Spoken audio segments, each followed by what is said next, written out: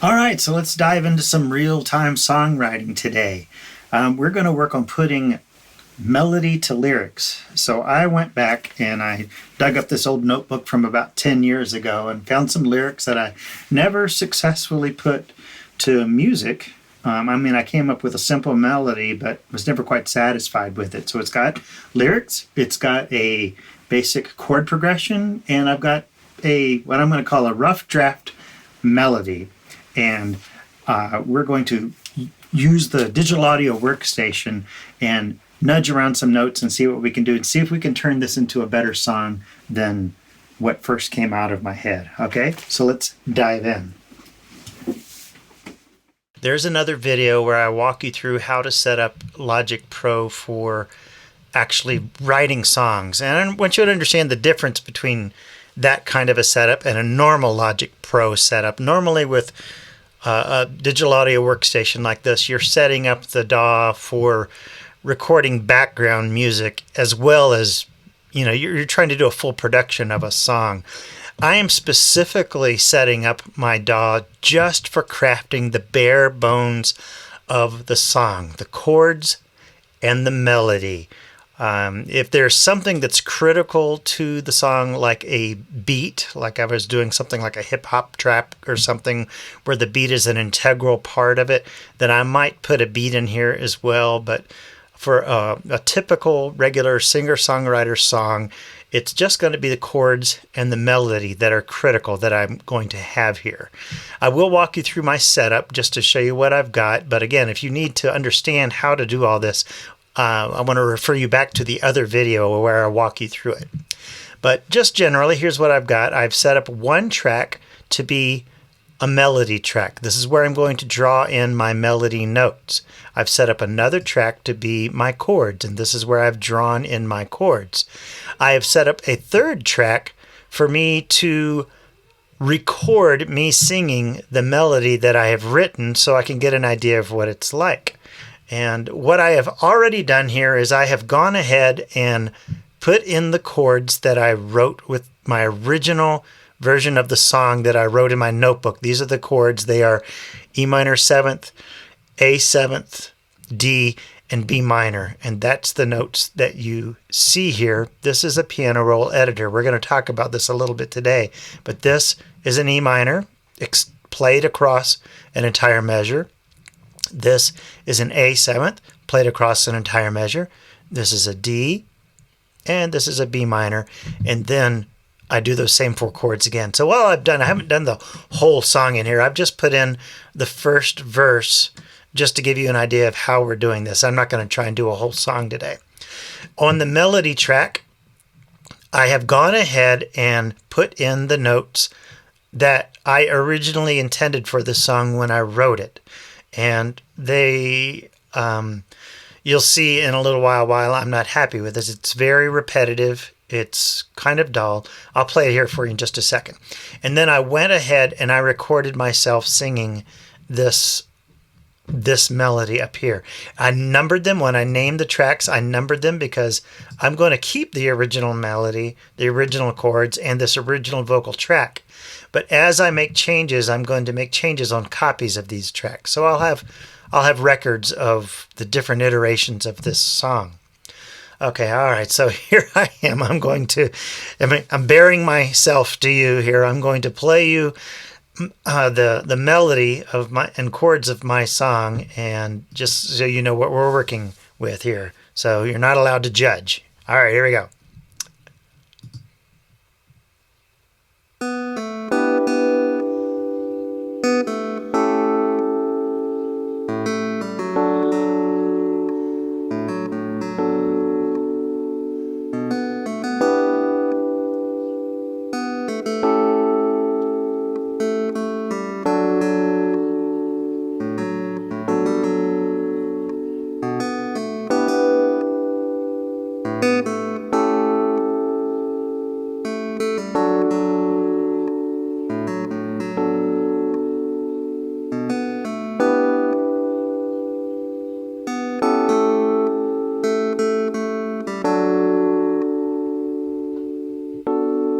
Okay, so that's what it sounds like with just the melody playing as the notes that I put them in. And by the way, I played, you might be wondering how I got these notes in here.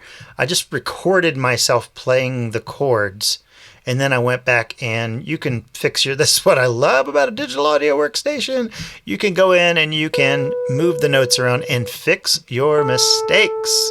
This is why this is wonderful for songwriters.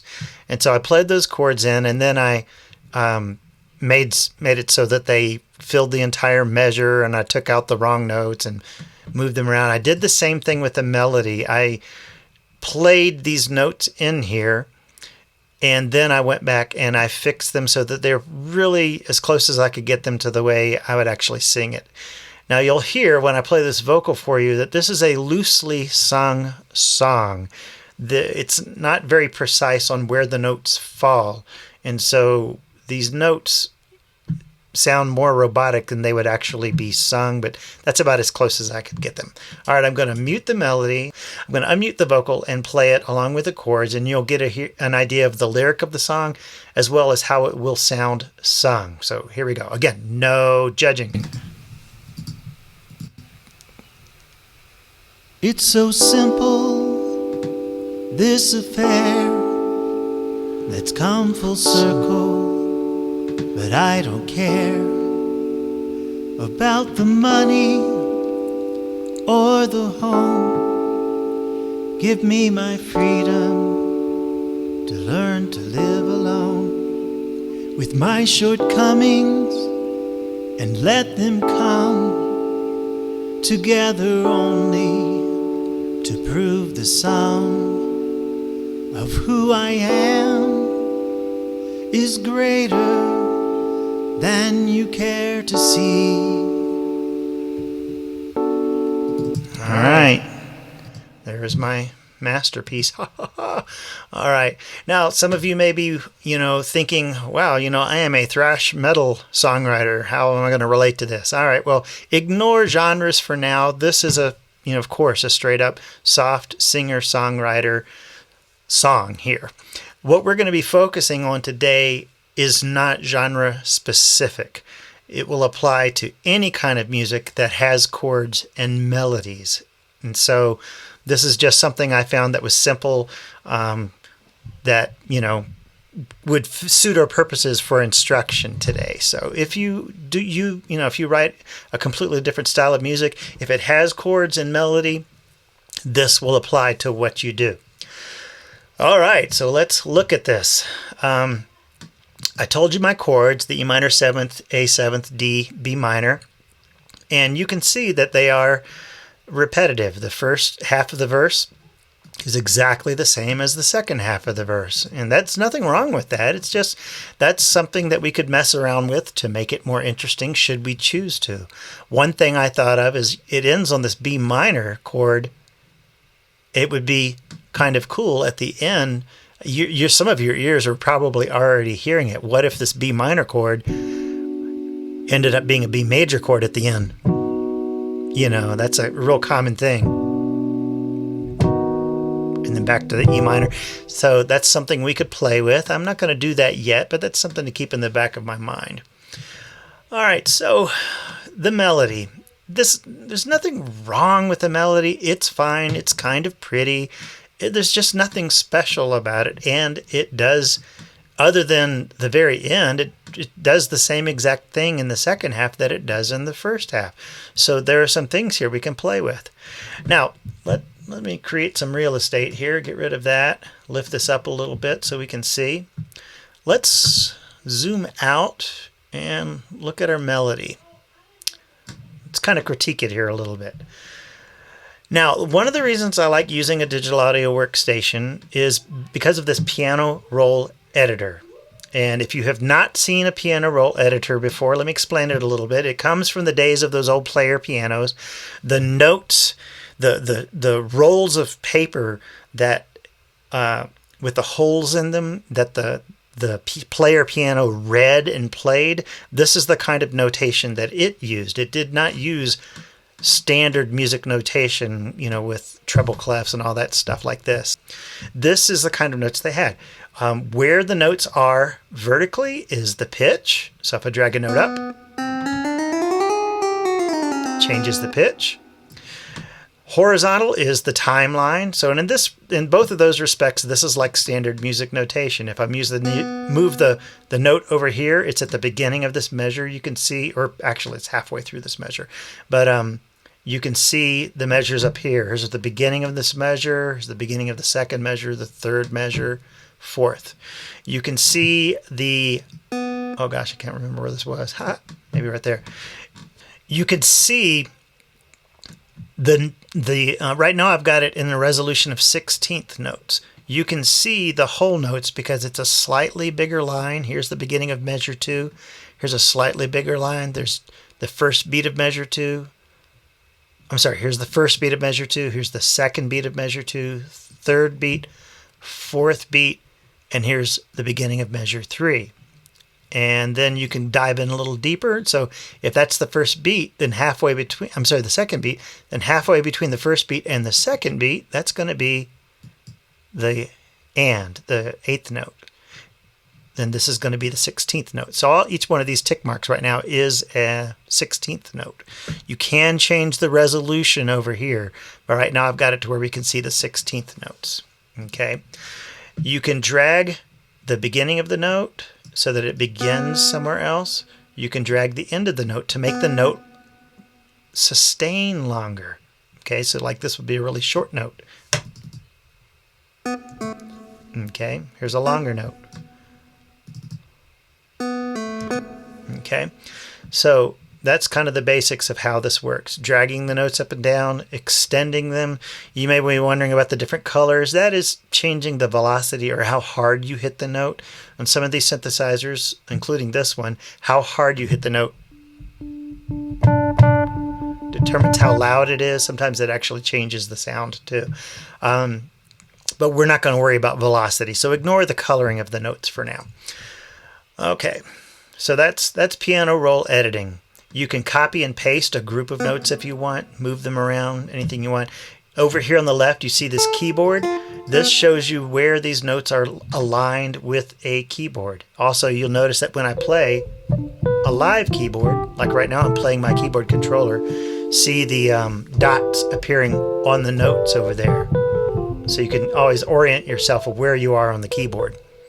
Okay. So I don't think there's anything else I really need to point out about that. We can zoom in, zoom out, horizontally and vertically, whatever works best for us. I think I'm going to keep it like this so that you can see more of what I'm talking about right now. Okay, so that being said, let's look at our melody. This is the visual representation of our melody. This is the primary reason I love, it's the primary reason I love songwriting in this, because I can see my melody. Now, if I were really, really just a musical genius, I could do this on with standard musical notation too. And in fact, Logic does allow you to view this in standard musical notation. I never use it, so I don't know where it is. It's in here somewhere. But I could change this view to be standard musical notation, and we could do the same exercise. I like the piano roll editor because it's more straightforward. I never have to stop and think about theory. I never have to stop and think, oh, geez, that's a dotted 30-second note. How long is that? I don't worry about that because I can visually see, oh, I'm holding that note out a long time. Oh, I'm hardly holding that note out at all. You can just see it. It removes obstacles of songwriting out of the path of your just straightforward creativity. You can see your melody. And that brings us to this important point that I like to make about melodies. A melody that just goes straight across the way without going up or down is the most boring melody possible. Da da da da da da da da da da da da da da da. That's almost not even a melody. Okay, you make a melody interesting by going down and up or up and down. So da da da. That's more interesting than da da da. And same over here. I go da da da. Well, that's more interesting than da da da. And so the more of these intervals you have, the more interesting your melody is. And so when I look at this melody and I see notes that dip down or dip up, there's a large leap in between here and here. It's an entire octave. That makes that part of the melody more interesting. And I can just look at the screen and see, oh, I've got some interesting places in there. And when I play it back,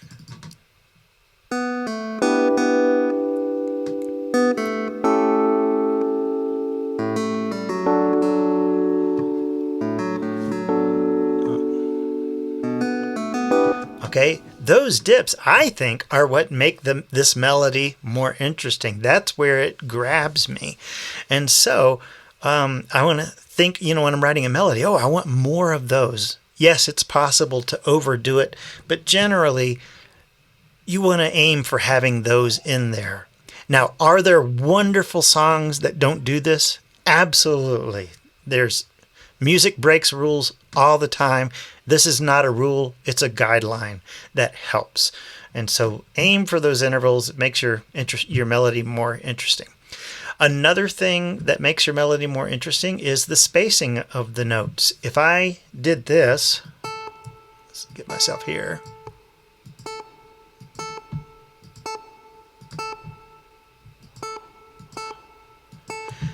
Now, I'm not going to hit play because it's going to play this and that. But if you look at this, that is a note that is hitting every beat. Da, da, da, da, da.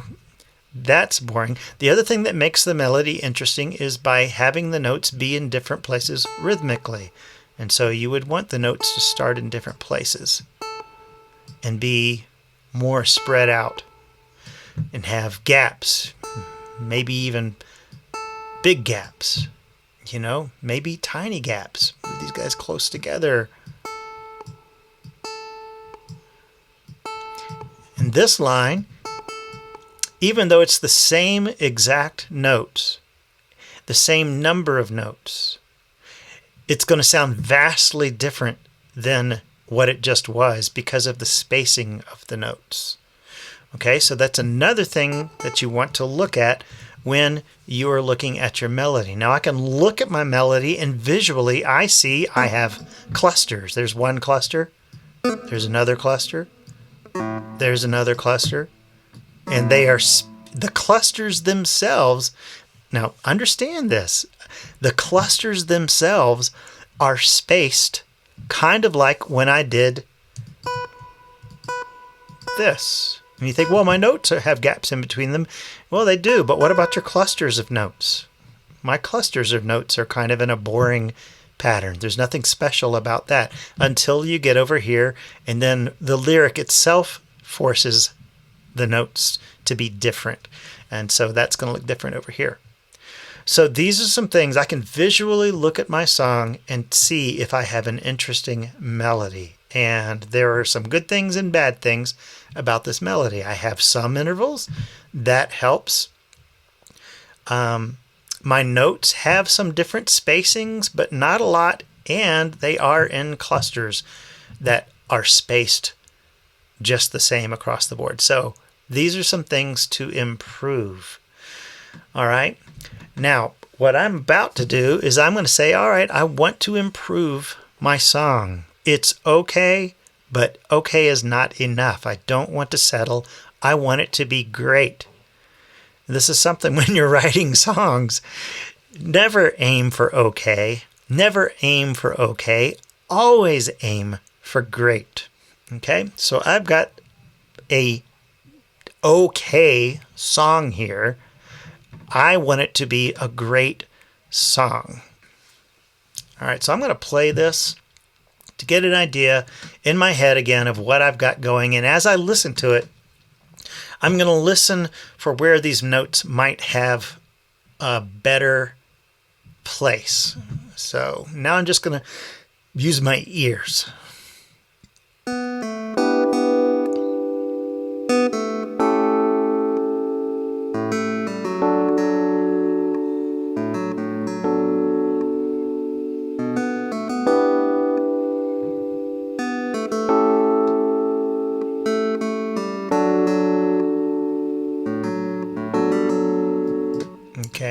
Now the second half of the verse is just like the first, so I'm not going to play that again. I'm kind of dealing with the same here. All right, so that gives me an idea. Now I'm going to mute my melody. I'm just going to play the chords, and I'm going to try and hear this melody in my head as I play the chords and listen to them. And I'm just going to sort of throw a few notes around inside my head and see if anything pops out in my head that might sound better, like maybe jumping up an octave somewhere, or, anyway, you can do the same as I play this back. Just let the melody stray inside your head and see if there are any notes that pop out in your head that would be better than what's here already.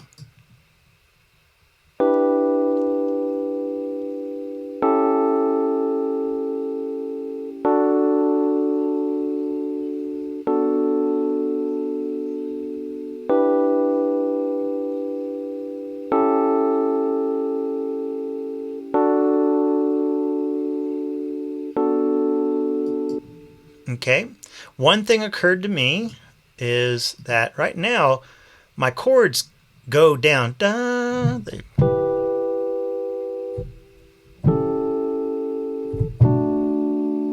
They kind of are walking down, and my melody is doing the same thing. My melody is doing the same thing that the chords are doing. I can look at this visually and see da da da da.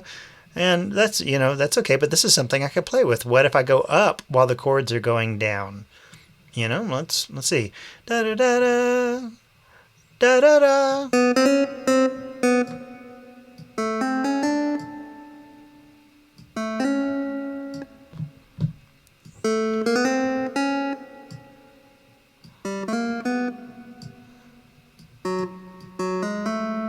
See what this does. I'm not sure of that's a big jump. I'm not sure if I'll leave that there or not, but we'll see what that sounds like.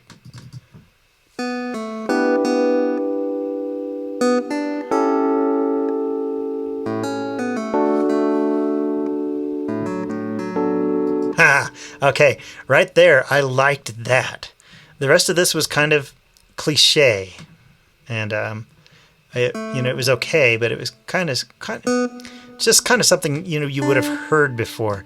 But when it gets here and it jumps down to this, that's where it kind of sounded interesting. And notice this cluster, which was right in front of this one, it was on the same level horizontally. Now it jumps down to get down there. It's not what you're expecting.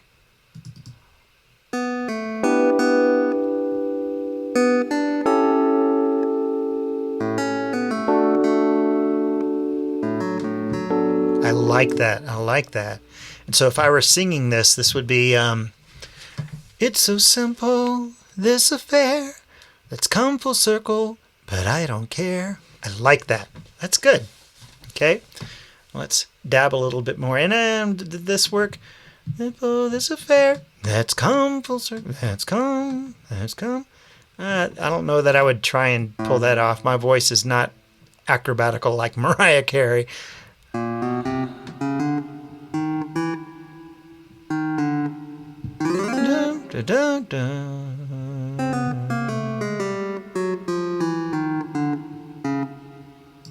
Let's see what that does. Yeah, that's probably more what I would sing. Okay. Da-da-da-da-da. Da-da-da. Da-da-da. All right, now this is the second half of this section, and it kind of repeats the first section. Do we want to just do the same thing again? Let's start from the beginning.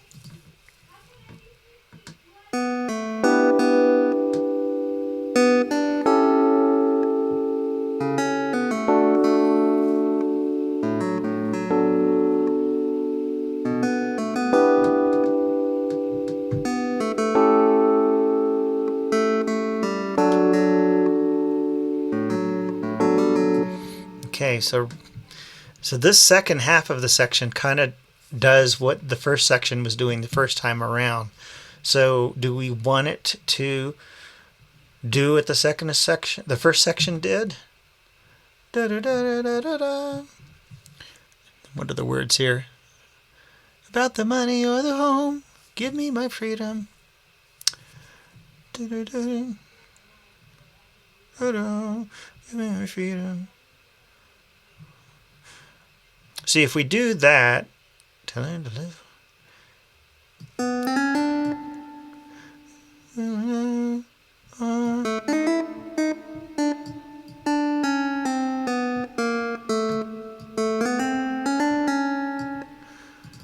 About the money or the home, give me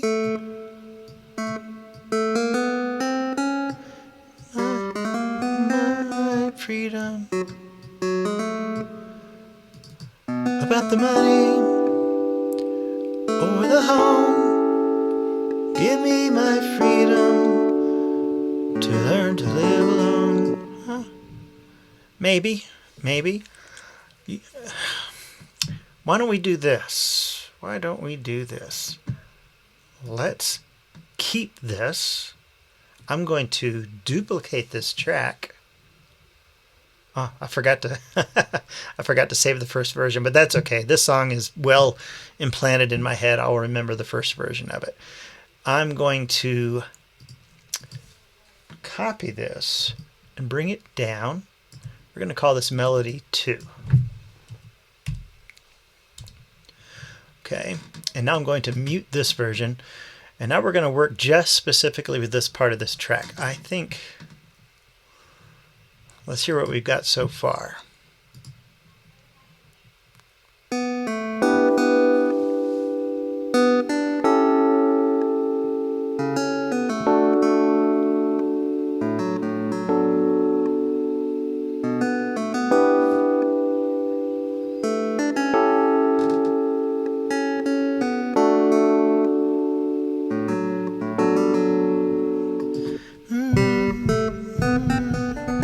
All right, so far, this melody is right in the upper middle of my singing range.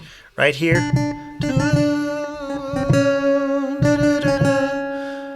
I can't jump an octave from there. Yeah, I can't do that. I can go up to the A and the G, so I've got some room to play with. So let's think about this. Now that's another thing to keep in mind. Who are you writing for? Are you writing someone with a 4-octave range, or are you writing someone whose range, pretty much needs to stay right in here? That's a critical thing. And if you're singing your own songs, you never want to write songs that you can't sing. So it's something to be mindful of. But I would like to play with the second half of our melody line. I don't want it to do exactly the same. So when it comes to here, about the money or the home, about them. Let's get wild. So about the money, what could we do? Now this is an E minor 7th chord. I know that. So any note in an E minor 7th chord would work. What if we did something really funny and put it on the 7th? Just playing around. Again, this is an advantage of using a digital audio workstation like this piano roll editor. You can drag notes places and not in your head. If you were sitting down with a piano or a guitar, an acoustic instrument, and just doing this, you would probably just do only the notes that occur to you. But with this, you can drag notes randomly to places that you wouldn't even normally think of, play them back and see how they sound, and you might get an idea that you wouldn't normally have come up with. So this is a really cool feature. Let's see what this does.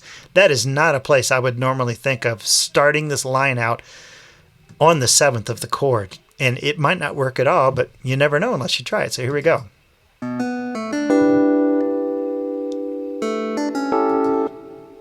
Ha! The money. So we've just done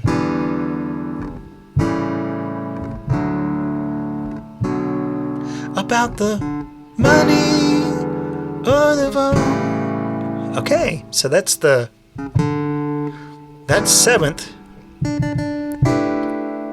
Or the phone. Is actually, that 7th is the sustain of the following chord. So this 7th is going to be the sustain note of the following chord. And so it leads into that in a cool way. About the money or the phone. Okay, that's interesting. It's not as wild as I was, making it out to be. It's actually kind of common to do that. But what if, let's get continuing my push to be wild. What about instead of resolving it? Because you can see here, we're on, if you look at the black and white here, you can see it continues the pattern of the black and white notes on the piano. So you can see we're on a D here, in between the C sharp and the D sharp. So right now we're on a D, and it's going to drop down into an A 7th chord. So you can see that we are actually going on to the C sharp of that A. Da, da, da. What if we didn't do that? What if we stayed up there? Let's just try it.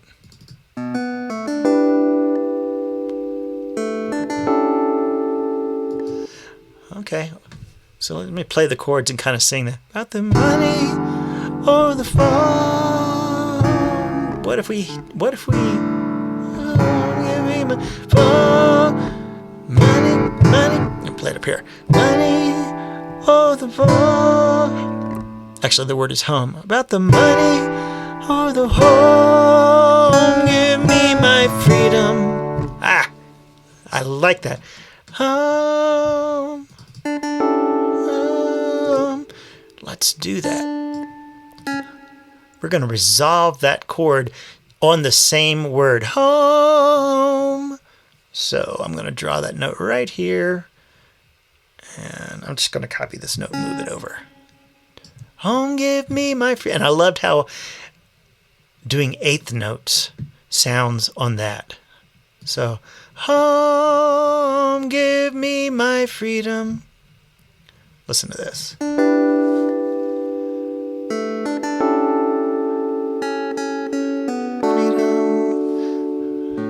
I'll probably sing that a little faster. Freedom, give me my freedom.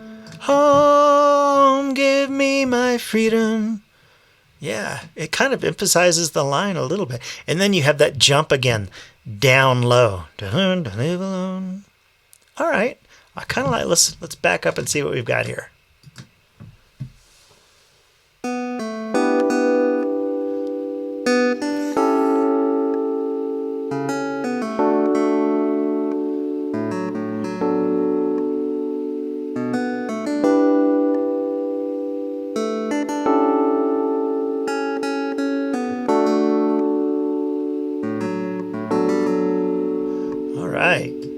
It's an improvement, okay?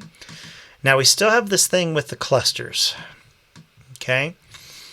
Everything kind of begins one beat before the next measure, one beat before the next measure, one beat before the next measure, one beat before the next measure, one beat before the next measure. Here is where it changes, but then it goes back to one beat before the next measure, okay? So could we mess with the timing of these clusters a little bit?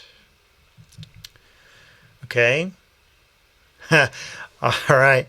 Since there's no, you know what? I'm going to save this, by the way. Melody 2. I like that. I don't want to lose that. I'm going to copy this again. Duplicate this track. I'm going to create a Melody 3. I'm going to copy this information down here, mute this track. Now, if I'm going too fast, I just want to point out what I've done. This is our, well, not our original melody. This is our original changed melody. And I can go back to that and play that by unmuting it at any time, but it's there if we need to reference it. And then I made some changes on this track, and I can play that by unmuting it anytime I want to. But I don't want to lose that. That could stand by itself, but I'm going to mute it And we're going to give this a third try, a third version of the notes here. This one, we're going to go a little bit more crazy and play with the timing of those clusters of notes. Now, I know a lot of you, again, may not be used to thinking in terms of clusters of notes, but looking at it visually, you can see what I'm talking about. Again, this is how the digital audio workstation can help with seeing your music in a completely different way. All right, so now we're playing with this version of the melody, and let's see what we can do. I'm going to do something without hearing it first. I'm going to grab a cluster, and I'm going to move it so that the pickup note kind of thing begins on the beat of this measure. I'm going to drag all three notes over. Can you see how I did that? The first thing that you have to do, highlight all three notes and drag it to where that first note begins on the beat of the measure. Now, I have not tried this ahead of time, so I have no idea what this is going to sound like. Let's see what happens.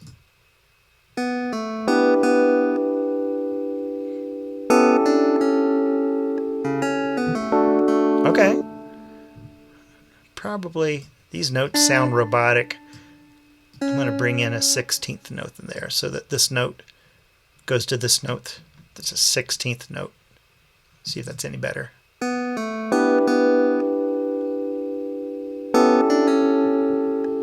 Can you see how that changes the whole aspect of the song? I'm not saying it's better, but it definitely changes the feel of the song. Da da da da da da da da da da da da da da. It's just the difference between placing the primary beat on this note to making the primary beat this note changes the entire feel of that line. Now, in this case, it's a subtle way, but just imagine playing with this with different songs. You could have a major impact of your song by just shifting where the primary note of that cluster lands on the beat.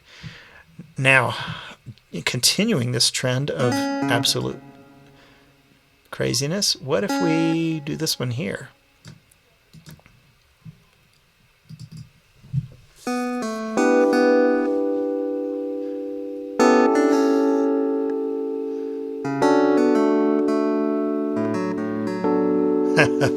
All right, again, I'm not saying that's better, but it's definitely more interesting. This would be more... Think of it learning to sing the song. The first version of the song, once you heard it once, if you put the notes in front of you, the lyrics in front of you, you could sing this song with no trouble in the first version because you would remember it because there's nothing to it. That original melody was so straightforward and so locked in place that you wouldn't even have to think about it. On the other hand, this one, these spacings are not normal spacings. Where some of these notes are landing are not on the main beat. The primary word in this phrase is not landing on the main beat. It's shifting around. You would have to listen to this a few times before you could sing it. Now, that sounds like a bad thing. Oh, it's harder to learn. Well, what that means is it's a more sophisticated song. Okay? Again, that does not always mean that it's better, but it does make it more interesting. A good example of this is Phil Collins' song, In the Air Tonight. I can feel it coming in the air tonight. On his verses, I have a hard time, even after hearing the songs a million times, singing some of those verses because he doesn't start them in a normal place and it catches you off guard. That's a good thing. And it just makes that song get into you in a way. It forces you to pay attention to it. So shifting these clusters around, now they are not so evenly spaced as they were before. Each one of these clusters has a different spacing in between them. And then these two are right on top of each other. So is that good or a bad thing? Let's play this again.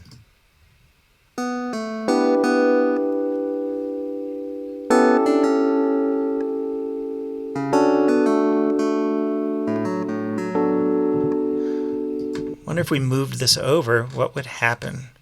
Let's see. What if I put this note on the beginning of the beat? Let's see. That's just going to be a little nutso. Let's see.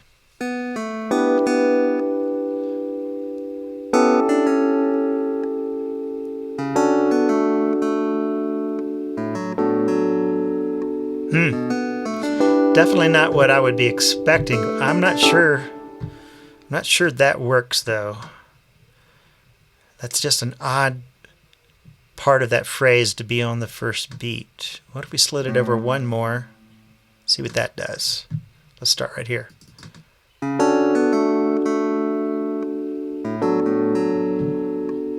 That's okay. I don't know. I think it's kind of more interesting having them being right on top of each other over here, the way they were.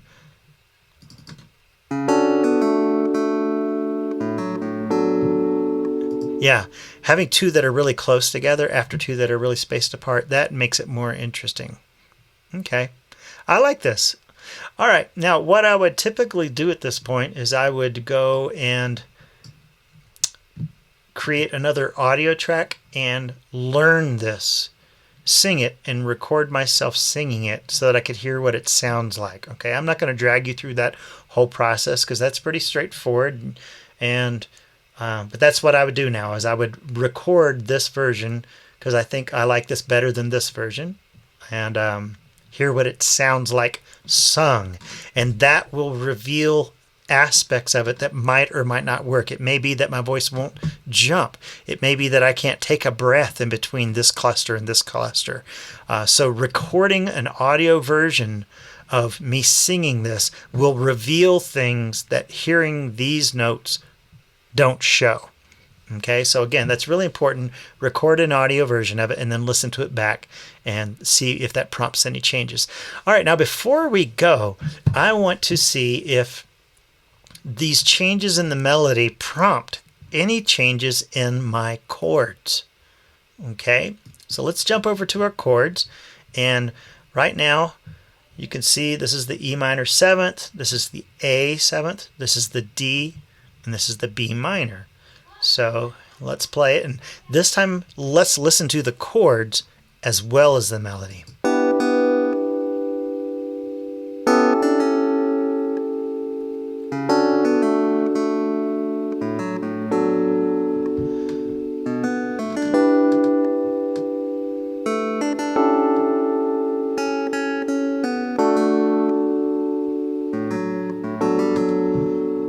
Okay, so a couple of things that popped out at me is, number one is there's a place here, right here, where I am singing. This is the A 7th chord. And when I sing this, I sing the sustain of the A 7th chord. So should I reflect that in the chords that are played? Let's try it. So here, let's see. Wait, is that the A 7th? Do.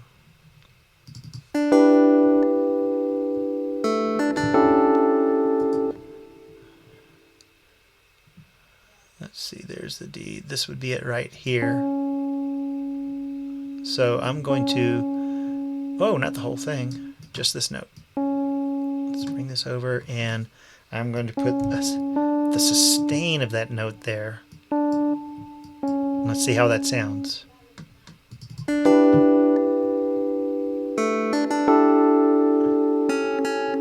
Oh, did it not play? Sometimes if these notes overlap, they don't get triggered.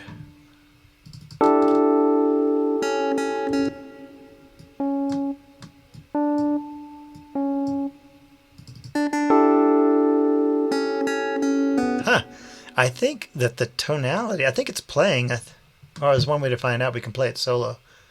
That's the S over here. Let's see. There it is. It's just so soft we can't hear it. So I'm not sure if that makes a difference or not. I don't know if that makes a difference. I'm going to undo it. I was going to undo it. Let's just... I don't think singing... There's a little bit of dissonance in there. There is. But I don't know if that's a bad thing.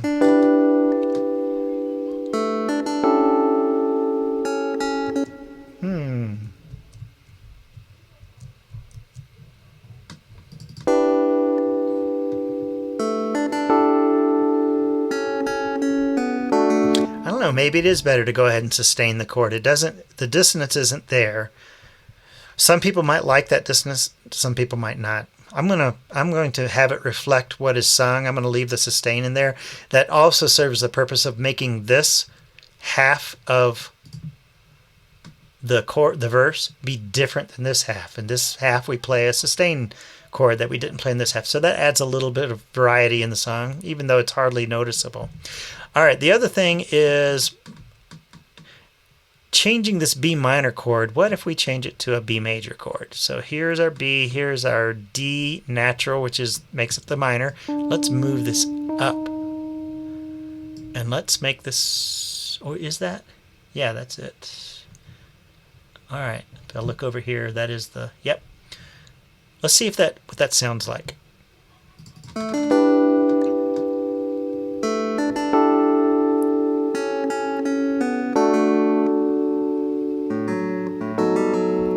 Oh yeah. Yeah, I mean it's kind of cliche, but it is better. All right, let's play the whole thing again.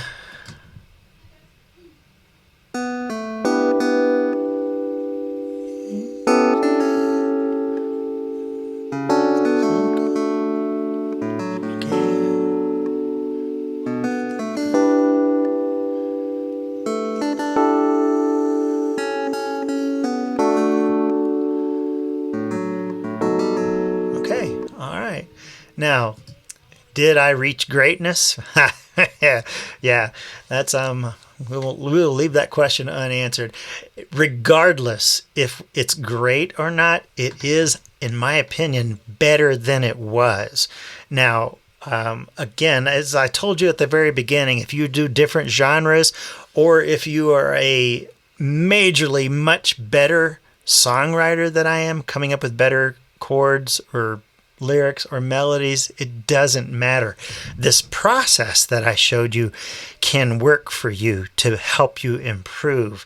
What I like about it, the name of this series that I'm doing is Songwriting Outside the Lines. And the whole purpose, the reason I'm doing this is not to teach you how to be a songwriter like me. That's not the point of this. What I'm trying to do is to push you to break out of any ruts that you might be in, to expand your ability to write more diverse music, to make your music more interesting than it is. That's the whole point of this.